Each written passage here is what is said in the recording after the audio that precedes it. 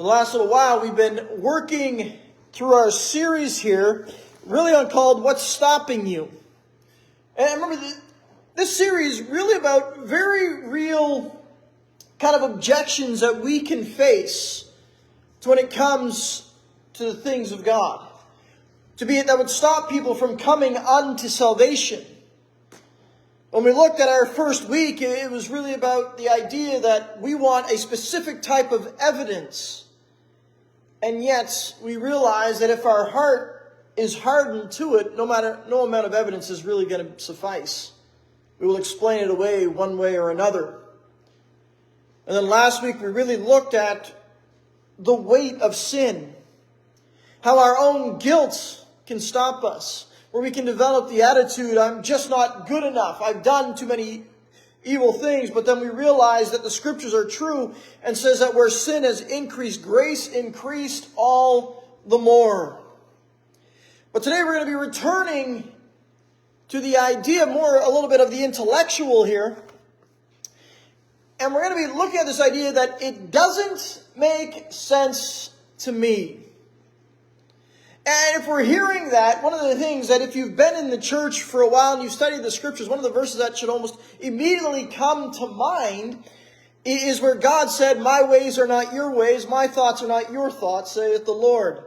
And sometimes we do rely a little too much on our own understanding, our own intellectual abilities to try to rationalize things. And this morning we're going to returning back to look at the Sadducees. We looked at the Pharisees and the Sadducees in our first week.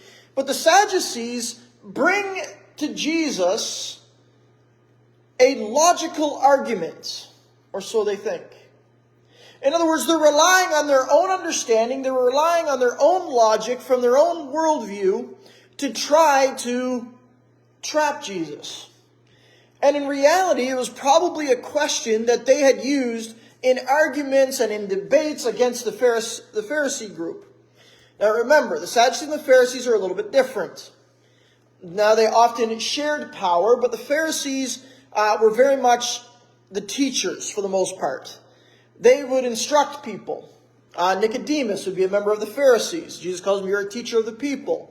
They would instruct in the laws. They would teach, typically in the synagogues. And they were open to, for the most part, the entire, what we'd classify as the Tanakh, the Old Testament. And so they had no problem. But the Sadducees had a little more limited worldview. For the most part, you could claim that Sadducees were naturalists, if you had to put them in a category today, where it's very much what you see is what you get. The worldview is the way it is. There's no supernatural. There's no angels, no demons, nothing like that. Although they believe in God, per se, their God is very small, whether you like it or not. And so with that worldview, they come towards Jesus with a challenge. And now the reason I'm using this challenge is because a lot of the arguments of where we say we don't understand really are going to come from this type of thinking and are answered in Jesus' reply. And so we're going to unpack it. So to start with it, let's go to Matthew chapter 22. We're going to go to Matthew chapter 22. And we're going to pick up at verse 23. Kyle, I'm not going forward. Can you just make sure my connections are all going there? We're going to go from verse 23 down to verse 33. It says this: "The same day the Sadducees, who say there is no resurrection, came to him and asked him, saying, 'Teacher, Moses said that if a man dies, having no children, his brother shall marry his wife and raise up offspring for his brother. Now there were 7 brothers. The first died after he had married, and having no offspring, left his wife to his brother. Likewise the second also, and the third, even to the 7th. Last of all, the woman died also. Therefore, in the resurrection, whose wife of the 7 will she be? For they all had her.' Jesus answered and said to them, 'You are mistaken, not knowing the Scriptures, nor the power of God. For in the resurrection they neither marry nor are given in marriage, but are like angels of God, like the angels of God in heaven. But concerning the resurrection of the dead, have you not read what was spoken to you by God, saying, I am the God of Abraham, the God of Isaac, and the God of Jacob? God is not the God of the dead, but of the living. And when the multitude heard this, they were astonished at his teaching. All right. So the Sadducees come to Jesus with a question. Now, understand Matthew puts it in to make sure the note, they don't even believe in the resurrection. And I think that's an important detail first, because you need to understand their argument. And it's classified as a logical argument, one that would be used even today. The argument is called reductio ad absurdum, reduction to absurdity. And it is an actual logical argument. Let me give you some modern day arguments of this. Okay? For example, if somebody in here decided, you know what, I missed breakfast, my sugars are low, and then therefore they ask, is it all right if I eat a banana or sandwich during the service? And my response would come back and say, no, it's not, because if I let you, then I've got to let everybody else, because everybody else is going to eat. And then once I allow a banana or something small, then I've got to allow everything from ordering a pizza to a full course meal. So therefore, I can't allow it. That's what the reduction to absurdity. What was the original argument? Is it okay if I eat? My assumption is, if I let you, then everybody's going to eat. And if I let you eat a banana, then they can eat anything, despite the fact it's not practical. That's a reduction to absurdity. Let me give you another one. One that's a little more philosophical, but still. How about this? There's no such thing as absolute truth. That's the whole statement. That's a reduction to absurdity. Why? Because for me to make the statement, there's no such thing as an absolute truth, is a what? It's an absolute truth statement. If that's an absolute truth statement, then there is an absolute truth. So it's a statement that doesn't actually work. This is kind of what the Sadducees are doing. Now keep in mind, in most places, in such an argument, they don't even believe the initial point. They're using it to deny something. So, let's break through their argument a little bit so you understand the passage. Their argument starts with this. They assume the resurrection is real. But what did Matthew tell us to start there? They don't even believe in the resurrection. But let's assume that it is real. Okay? So they're already breaking their own worldview, but let's assume it. Since the resurrection is real, the woman was married 7 times. Okay? It's an absurdity. Why would that be an absurdity? Well, if you really break it down, she would have to, by the time the 7th one married, she would be either very old or she was incredibly young when the first married her. So it's an absurdity, but we're going to assume she was married 7 times. So at the resurrection, they're all going to be married to her. That's the point there. And in a second you go, no, that's not right. They wouldn't all be married to her. Well then, because of that, that's so absurd, therefore the resurrection isn't real. That's really their whole argument. That's how they're breaking it down. You want to say the resurrection is real. Now there's other assumptions underlining this, and that's what Jesus is going to get to. But they think they've got a trap. Since Jesus obviously seems to side a little more with the Pharisees on matters, they could notice this after a while. Therefore, he's got to believe in the resurrection. Obviously, Jesus does. Not only, if you look at the scriptural text, not only does he believe in the resurrection, he holds that he is the resurrection. It's an important detail. So therefore, let's see if we can trap him and show that he is absurd. And so they bring the question.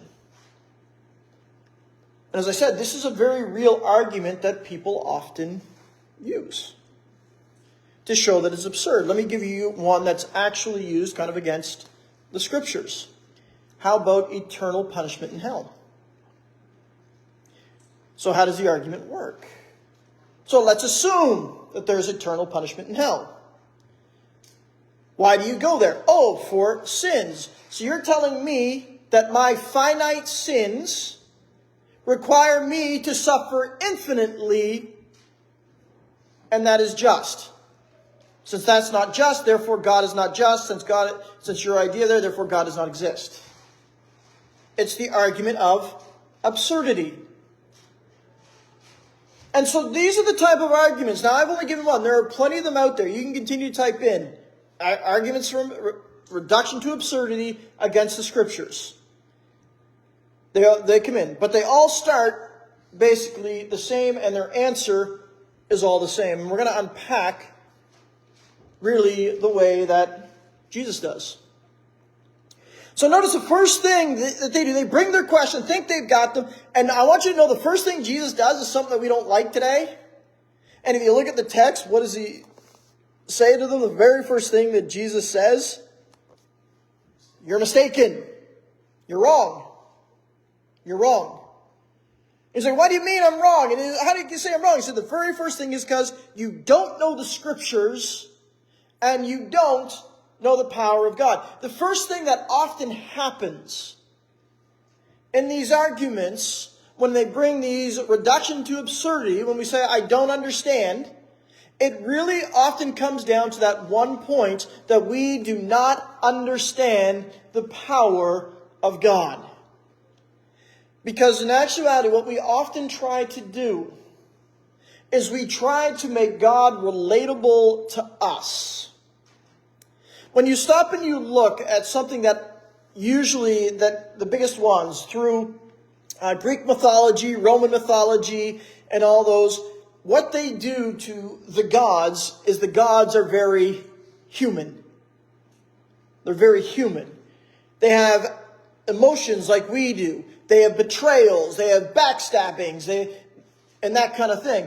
And they have it all through it. If you study the Greek mythologies of even like Heracles, or Hercules for others, what do you have? You've got Zeus, who is going around having multiple children with multiple women, and his wife Hera is mad at him. And that's why Hera is trying to kill Hercules. And what have they done? They've made the gods human, for the most part.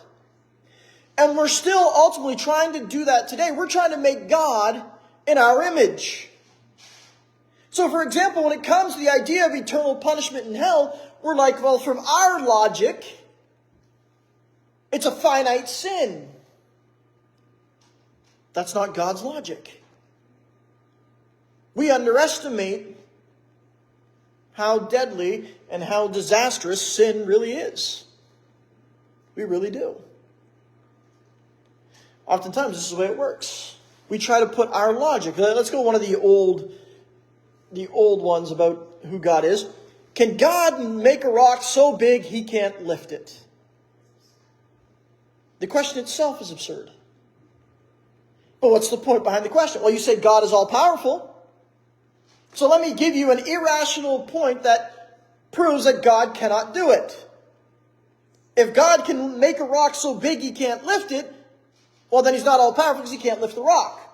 But if God can't make the rock, then he's not all-powerful because he can't make the rock. It's like, therefore, your idea of God doesn't work. These are the arguments that are sometimes used. I'm only giving you a small sample. There's a bunch of them. But it really comes down to two things. Usually, the Scriptures are not understood, and they don't understand the power of God.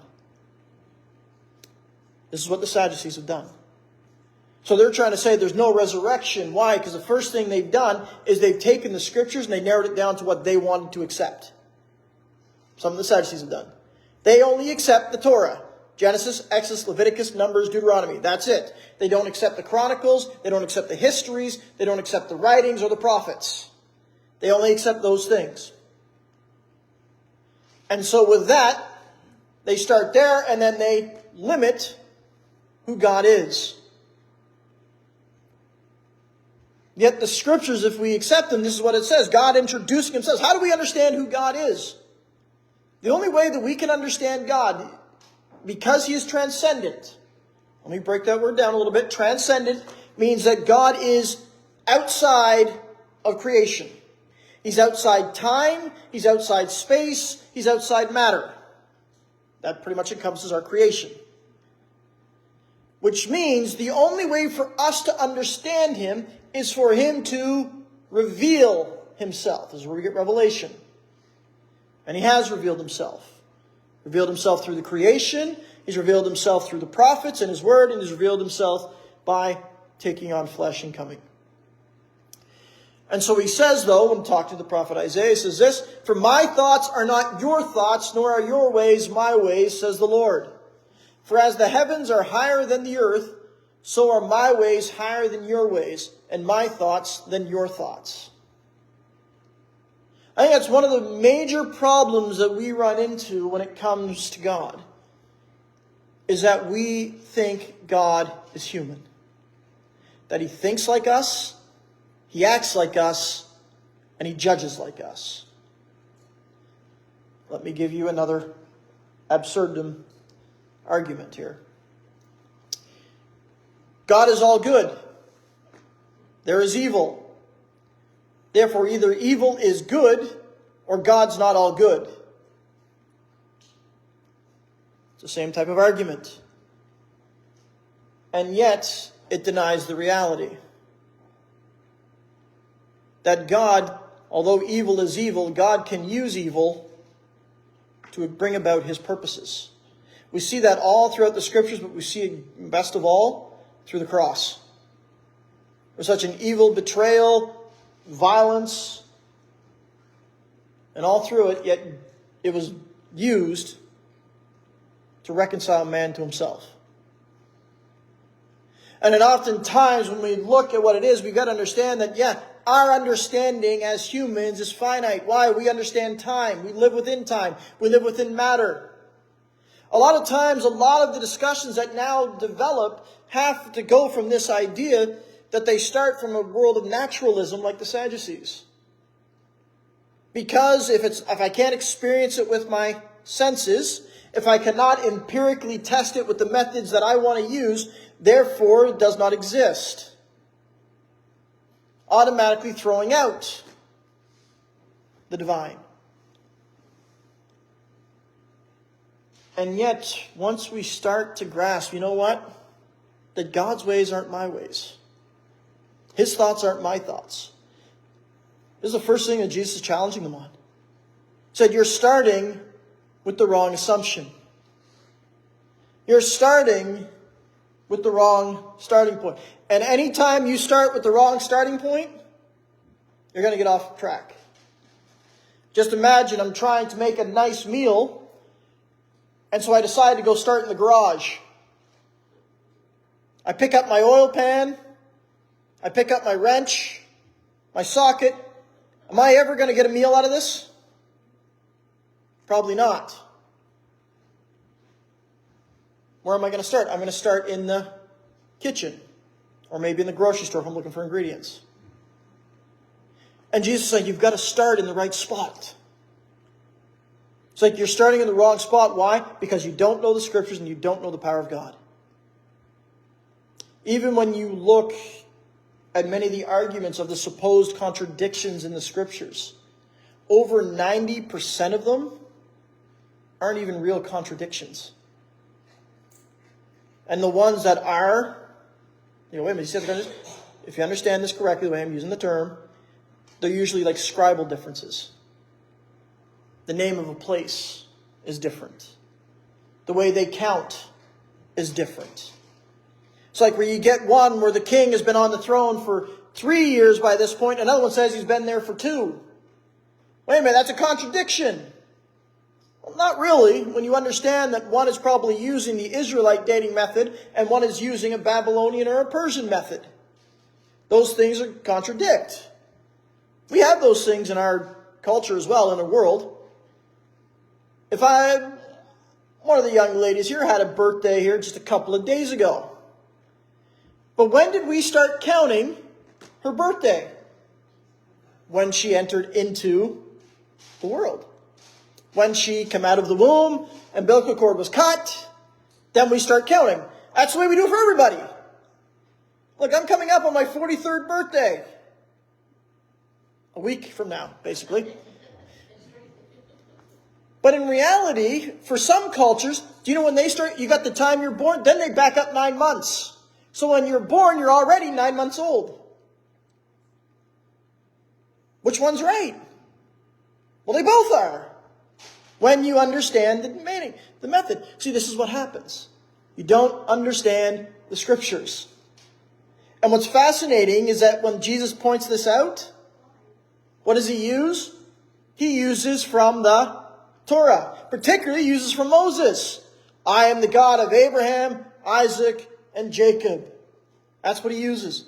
He doesn't use the Valley of Dry Bones. He doesn't use Jeremiah. He doesn't use Daniel. He uses Exodus to prove his point. Saying, you don't know the scriptures. And the other is that you don't know God. That's what he was pointing out. You don't understand the power of God. And so he brings forth their argument because he says you're also starting with a bad worldview. There's an assumption here that they have that Jesus is pointing out. You go, what's the assumption?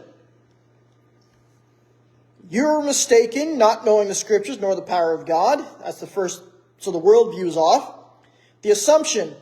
For in the resurrection, they neither marry nor are given in marriage. What's the assumption they were making?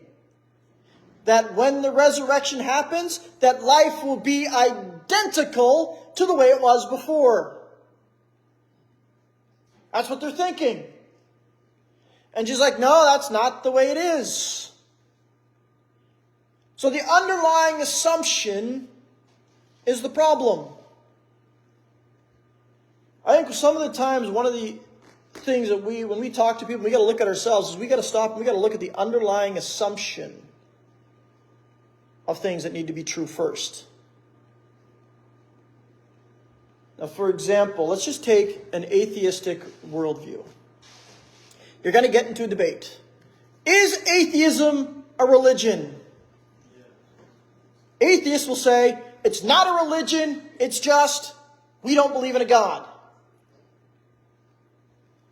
Other side will say, no, it's a religion with its own dogmas, rules, regulations, ceremonies, basically. They'll argue that. The thing is, what has happened is they want to separate the idea that there is no God from everything that comes with it. What do I mean by that? If there is no God, that means there is no divine law. If there's no divine law, there really is no good nor evil. If atheism is true, then there is no meaning. We live, we die, that's it. Whether we die today or whether we die tomorrow is irrelevant. We live, we die, that's it. No meaning, no purpose, no value. Now they can argue that, yes, I can find value, I can find meaning. And I'm telling you, you take a look at our culture today, and that's one of the biggest problems that's happening. That people aren't being able to find it. They're trying to, but they can't. Separated from something beyond themselves. This is all tied up with say, yeah, I'm an atheist. You've got to accept everything that comes with it. You cannot separate the end result from the beginning. And so to go back and look at the foundation of it. Now that goes for the Christian too. We've got to ask, what's our foundation? What's our starting point? What are we going with? That's what we've got to do. Now let's return to the point of the side. So you don't understand it. It says, it doesn't make sense to me. And I'm going to point this out. This is true. The Apostle Paul says this is true. To those who do not have the Spirit of God, it seems like foolishness. It does. There's another absurd argument that I've heard. Argument from absurdity. You're telling me that God was willing to give up a weekend to save us. That doesn't sound like much of an issue. He died for a weekend, then he was back. You can go through that. Sure, anybody can go through a weekend. Again, what's the problem? They think that that's all there was. As I said, if you really study the scriptures, I think there was a lot more going on when God added flesh to himself than we think. Because as I study the scriptures, it wasn't a temporary thing. It was a permanent thing. And with that, what do we see? That even in the description in Revelation, John says, I looked and I saw a lamb that looked like it had been slain. When Jesus rose again, and what did he tell Thomas to do? Put your hands in my side, look at the nail marks. They were still there. So it wasn't just a weekend. But from the outside, when we start with the world, a particular point of view like the Sadducees did, we're going to look at it and go, this is foolishness. It's foolishness. Just be cautious, because the believer can do this too to beliefs from other systems. Even if they're wrong, we try to dismiss it just because it's foolishness without understanding why. But it says the message of the cross is foolishness to those who are perishing. Now, I want to break this down without taking too much time. I want you to understand what he's also referring to. He's talking to the church at Corinth, which was very much in what's classified as Hellenistic thoughts. That's Greek thought. They relied on rationalism for the most part. If I can't rationalize it, then it is foolish. That's what he's pointing out. And Paul says to those who are perishing, it is foolishness. He says, but to us who are being saved, it is the power of God. And then he says, for it is written, I will destroy the wisdom of the wise and bring nothing to the understanding of the prudent. He's talking about those who are wise in their own eyes, who rely on their own understanding. And if you take a look, many people can fall into this. This is believer, non-believer. We can fall into, I'm going to be wise in my own eyes. And until they're brought and humbled by God, we'll stay there. We'll stay arrogant. But truth, when it comes to the scriptures, we're going, you know what? It doesn't make sense. Therefore, I'm going to dissuade it as foolishness. Here's the thing about the scriptures, about the truth of the gospel. That the gospel is true and reasonable. It's fascinating to look at the Apostle Paul. And I've been looking at this week. Because I continue to study, I want to continue to grow as myself and understand the arguments that the earliest record that everybody agrees on. So if you want to talk about the dating of the New Testament, if you're not interested in this, that's all right, but just understand this bit. That the earliest part that everybody agrees on is that 1 Corinthians was written by the Apostle Paul somewhere between 50 and 60 AD. Everybody agrees on that, with the exception of a few outliers. Why is that important? Because 1 Corinthians 15, Paul writes that he lived, he died, he rose again. And Paul hinges his entire message on the fact that he can be fact-checked. That people can go, hey, that's not true. He's writing within the lifetime of the witnesses, not hundreds of years later. And so Paul often relied his entire argument on the fact that it can be checked, that it makes sense. Now here, Acts 25 records when he's on trial. And he's on trial before King Agrippa and Festus. And this is before he was being sent off to Rome. This is near the end of the book of Acts. And after his whole defense, he says, now as he thus made his defense, Festus said with a loud voice, Paul, you are beside yourself. Now I'll admit, I grew up listening to this on a dramatized tape of the NIV. And I like it better because it's like, you are out of your mind, Paul.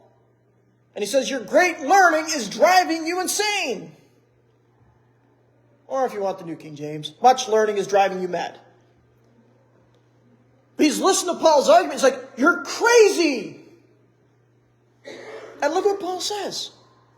I am not mad, most excellent Festus, but speak the words of truth and reason. He says, what I'm saying is true and reasonable. And then the funny thing is, if you read the next verse after that, verse 26, it says, ask the king. He's familiar with these things. He can back me up. What is Paul relying on again? Somebody who can verify. He's relying on the historical reality of the resurrection of Jesus and the growth of the movement.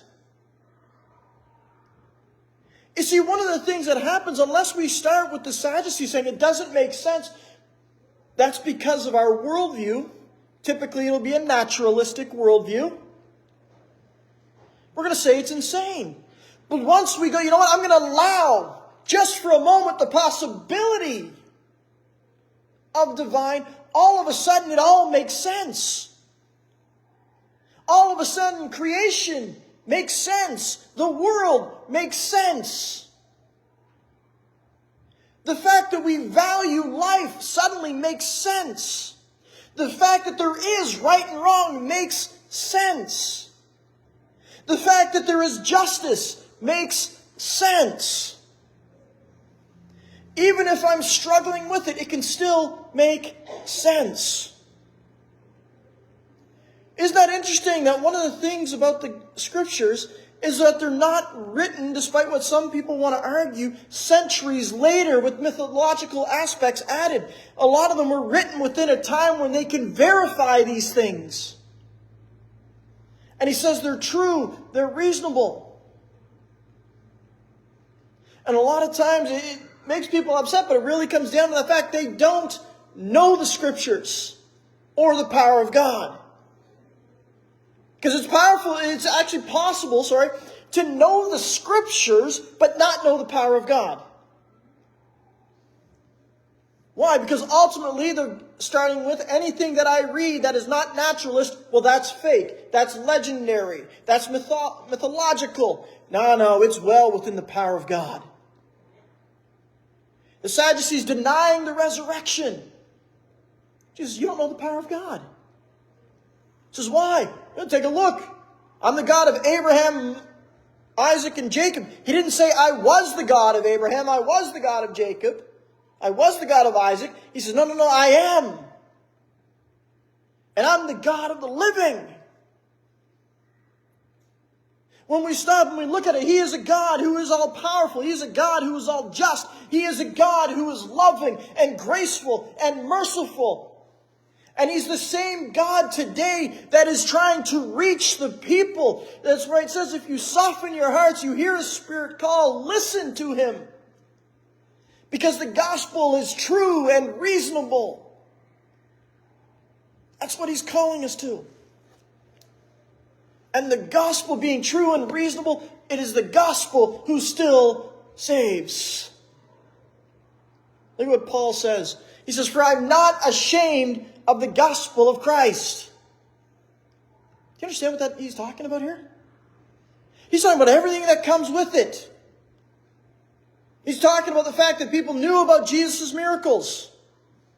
He's talking about the fact that people knew that Jesus died on the cross, that He rose again. He's like, those things which you think are beyond the scope of reason. I'm not ashamed of those. I think for some aspects, the Christian can learn from this a little bit more. Because Christians will often get hit with things like, did you know there's slavery in the Bible? There's misogyny in the Bible. How dare you believe that? It's like, are we ashamed of the gospel of Christ? To stand by Him. Paul says, I'm not ashamed of it. He says, why? For it is the power of God to salvation for everyone who believes. Then he drives that home for the Jew first and also the Greek. He's just dividing everybody into two categories. Jew and Gentile, Jew and Greek. So that's why I'm not ashamed. The gospel is true and reasonable. I know there's going to be times in our life where we go, you know what, I just don't get it. There's going to be times it doesn't make sense to me.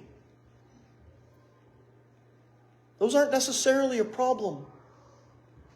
I'm going to give the Sadducees a bit of credit, despite the fact that they're question was from bad motives, looking to trap. They did one thing right.